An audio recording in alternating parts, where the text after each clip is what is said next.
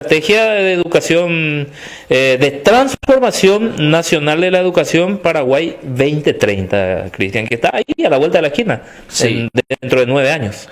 Estamos en línea con Alcira Sosa. Ella es la viceministra de Educación, quien estuvo también hoy en Coronel Oviedo para hablar de este programa, este proyecto, esta proyección del gobierno nacional acerca de la transformación educativa. Alcira Sosa, buenas tardes. ¿Cómo te va? Cristian Yancioto te saluda desde Oviedo Press Radio. ¿Cómo estás, Cristian? Buenas tardes a toda la audiencia. Gracias por atendernos, viceministra. ¿Cuál es la diferencia entre transformación educativa y reforma educativa, viceministra? Bueno, en realidad la transformación se da a partir de un proceso que en la década de los 90 en toda la región latinoamericana se ha dado este proceso de reforma conceptualmente. Y en el marco de esto hay distintas denominaciones que se abordan para los procesos de cambios educativos en realidad. La transformación educativa tiene el objetivo de definir básicamente una hoja de ruta de aquí a 10 años. Bueno, escuchaba que comentaba justamente el 2030, ¿verdad? Que hay que entender que esto también inició en el 2018, luego se vino las circunstancias de la pandemia que hizo que todo el proceso de discusión se retrasa un poco, ¿verdad? Con las restricciones que hubieron para generar estos espacios de construcción y de discusión de nuevas alternativas y bueno, se está tomando más activamente a partir del cierre del diagnóstico de manera a posibilitar la construcción de propuestas que respondan a distintos ámbitos. Están los desafíos clásicos de todo proceso de reforma o transformación que tienen que ver con el currículum, la formación docente, los sistemas de evaluación, por ejemplo. Y sin duda hay nuevos desafíos que en términos del abordaje de los planes decimos los desafíos emergentes. Todo el tema de las políticas de acceso a la tecnología y la información es algo que hace 20 o 30 años no estaban puestas en las mesas de discusión cuando hablábamos de procesos de reforma en Latinoamérica. Y hoy día, y bueno, más aún en estas circunstancias de pandemia, es algo que realmente nos interpela como sociedad a encontrar alternativas que puedan dar posibilidades a democratizar justamente el acceso a todo lo que se permite a través de los sistemas de información, por ponerte un tema, y otros temas que tienen que ver con, por ejemplo, todo lo que hace a las alternativas de la educación de los jóvenes y adultos. Clásicamente la escuela secundaria, aquella que conocemos desde años, más allá de que ahora tenga en nuestro país y bueno, en otros países los 9 años y después los últimos 3 años de lo que se diría la secundaria alta o baja, como la denominan en algunos países. Definitivamente la tendencia en el mundo da cuenta de las necesidades de replantear estas ofertas educativas porque muchos de nuestros jóvenes y además en los contextos más vulnerables en América Latina que tienen que participar muy tempranamente de actividades laborales para acompañar la sobrevivencia quizás de la familia hace que no puedan ir a la escuela aunque la escuela esté en el barrio. Ahora, entonces, viceministra, hoy lo escuchaba al ministro decir bajar los pies a la tierra y dentro de esa premisa quería plantearte lo siguiente. Paraguay es un país constitucionalmente hablando, o lo que prevé la Constitución es un país donde la administración pública es descentralizada, pero en la práctica sabemos que no. Entonces mi pregunta viene en este sentido. ¿Tenemos un sistema de educación homogéneo para un país bastante heterogéneo? Creo que es el 15º departamento que visitaron hoy junto con el ministro, y te habrás dado cuenta que cada zona o cada región tiene distintas, hasta idiosincrasia, así por decir algo básico. ¿Cómo se plantea desarrollar la transformación educativa teniendo en cuenta la realidad de cada región? Repito, tenemos un sistema educativo homogéneo para un país heterogéneo. Sin duda, bueno, en realidad hay que pensar que en términos del sistema educativo es mucho más amplio. El currículum sí podríamos decir que tiene ciertas homogeneidades, ¿verdad? Pero en eso también en el país tenemos avances. Si nosotros miramos el plan de innovaciones educativas en donde en todo el país tenía la misma distribución de una sola malla curricular, con la reforma esto ya se organiza y posibilita el hecho de tener un plan común, un plan específico, incluso en los bachilleratos científicos, y un plan optativo que se define en cada institución. Eso da posibilidades de ir justamente adecuando la oferta educativa a la necesidad local. Claro que habría que desarrollar mucho más y generar las oportunidades para que efectivamente esto vaya respondiendo a las necesidades locales como manifestabas. Por ejemplo, el plan específico, y estas son las discusiones que hay que dar, Cristian, en estos espacios, ahora que empezamos a construir alternativas, y es una discusión en el ámbito del currículum que nos permita justamente identificar cuáles serían los enfoques curriculares que permitan diversificar la oferta vigente. Por ejemplo, en el bachillerato técnico, pensar en todo lo que hace a las familias profesionales y ya no solo una disciplina específica. O sea, tenemos 5 ofertas diferenciadas en mecánica, pero mecánica general, mecánica electromecánica, agromecánica. Esto podría reconfigurarse en la lógica de la familia profesional como especialidades de la mecánica, ir haciendo especificidades según ya la realidad local o los recursos que se tienen en las instituciones educativas. Y así, bueno, es una discusión súper interesante, y son las discusiones que se tienen que dar para ir haciendo justamente más pertinente la oferta a nivel local. Viceministra, y en ese sentido, nos hablas de la identificación de una realidad sobre la cual trabajar. ¿Cuándo se trasladaría eso a la acción?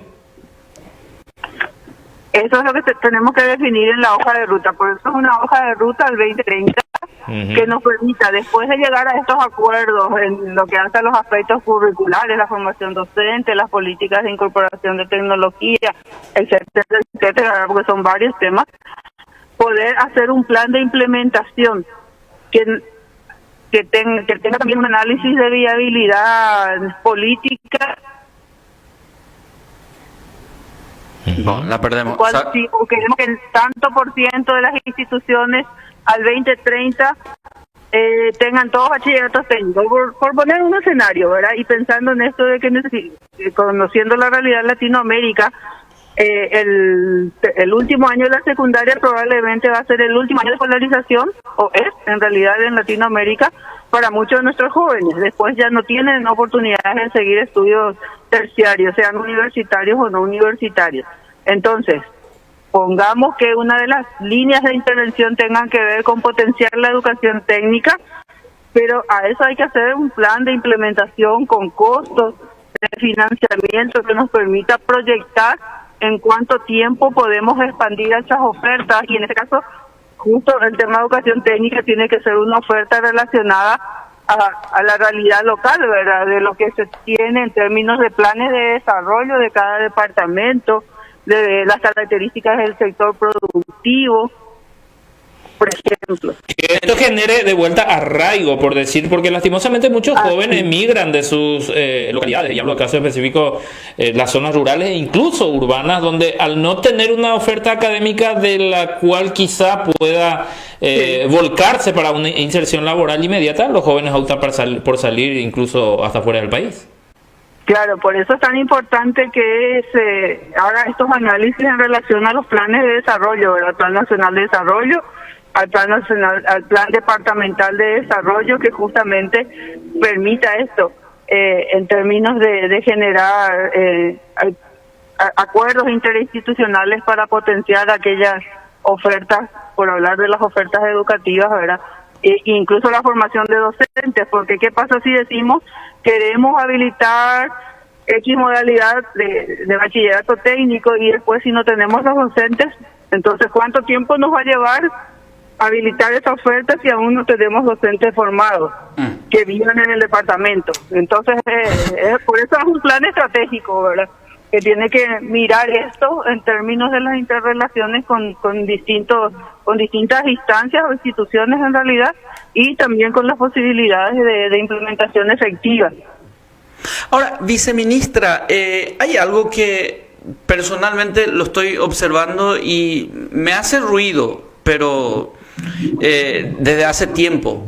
Resulta que tenemos direcciones departamentales de educación, pero las direcciones departamentales de educación son receptores de, por decirlo así, de directivas o directrices, y no son propulsores. Y aquí viene el punto que quiero mencionarte. Por ejemplo, la dirección departamental de educación del departamento Caaguazú, voy a ceñirme estrictamente a lo que conozco, porque hace 2 días atrás le hacíamos una entrevista al director Elvio Chávez y nos decía que la dirección no tiene una unidad o dependencia de estadística. Es decir, si ellos quieren acceder a datos estadísticos del departamento, tienen que recurrir al gobierno central, es decir, al Ministerio de Educación. Entonces, ahí tenemos la limitante de que no pueden ellos, o se ven con dificultades de proponer algo desde el departamento al gobierno central, porque hay algo que no tienen, que es básico: datos. Y creo que esta modificación o transformación de la educación debería prever un poco que las instituciones o las dependencias del ministerio fuera de Asunción tenga también una dinámica independiente a lo que es el ministerio precisamente. Y te doy como ejemplo el dato estadístico nomás. Bueno, mira, el Ministerio de Educación y Ciencias de nuestro país tiene varios sistemas de información desarrollados en todos los ámbitos. En realidad esto es cuestión de acceso a la información con roles designados, ¿verdad? Que son habilitados según los cargos que ocupamos, para poder disponer de esa información. O sea, esto es algo básico de resolver en términos de generar el acceso a esa base de datos. Entiendo. No es un tema de mucha dificultad. No. Ahora, sí es importante el uso, así como mencionaba justamente, que lo conversaba con el director departamental, de que el manejo de esos datos para la toma de decisiones es sustancial, ¿verdad? Claro. Para temas como hacia dónde necesitamos. Tenemos los datos incluso de población, ¿verdad? O sea, que también están disponibles. Entonces, ¿cómo proyectamos el crecimiento en base al crecimiento poblacional? La planificación de las ofertas educativas del departamento. Podrían ir cerrándose escuelas de cierto, o sea, ofertas en algunas escuelas, porque dentro, no sé, de 5 años podrías tener menos niños en esa edad escolar. Entonces ya tendrías que estar viendo en qué nivel necesitarías más, porque va a haber, no sé, más niños para primera infancia o para educación secundaria. Claro, totalmente de acuerdo. Para la toma de decisiones. Para la toma de decisiones. Y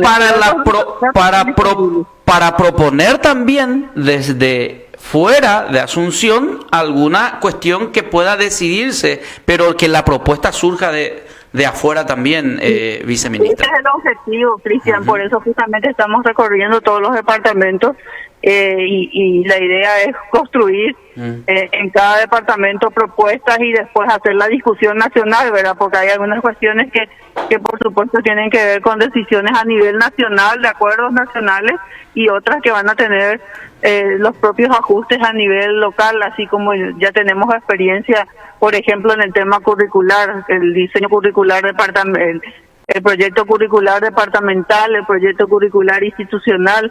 O sea, hay ya buenas prácticas que pueden ayudar a este proceso. Claro. Y mira, por último sobre este tema, viceministra, hoy el ministro nos decía en conferencia de prensa que es muy importante que se difunda a través de los medios de comunicación lo que el ministerio hace, quiere hacer, y a lo mejor también lo que no está pudiendo hacer.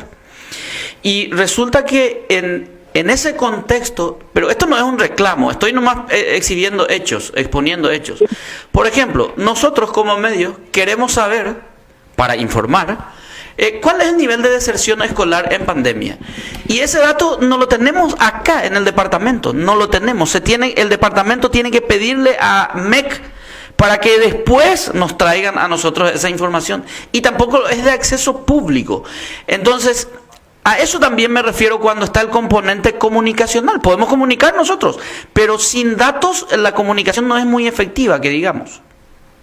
No, sin duda, pero los datos están disponibles y los supervisores conocen sus escuelas, ellos manejan datos de matrícula, tanto en línea como en documentos que actualmente todavía se presentan en formato impreso. Entonces, con eso, por ejemplo, el tema de deserción, incluso cada director de la escuela, nosotros siempre decimos que hay rostros detrás de las estadísticas, Cristian, y eso tiene que ver con que en la escuela sabemos quiénes de nuestros niños o jóvenes no han vuelto, y eso sí, en términos estadísticos se traduce en un número, ¿verdad? Pero esos datos están disponibles, es una cuestión de organización yo diría, del manejo de la información, más que nada. Bueno.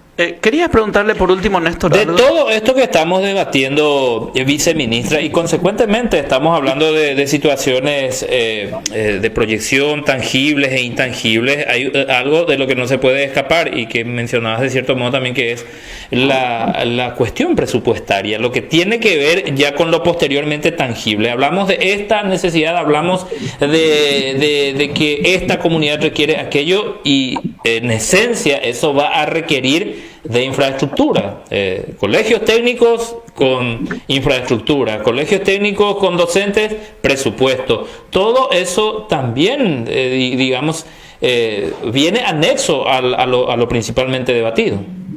Claro, todo tiene un costo, y es ese costo que, y hoy más que nunca, eso sí sabemos que es público, o sea, el presupuesto de gasto de la nación.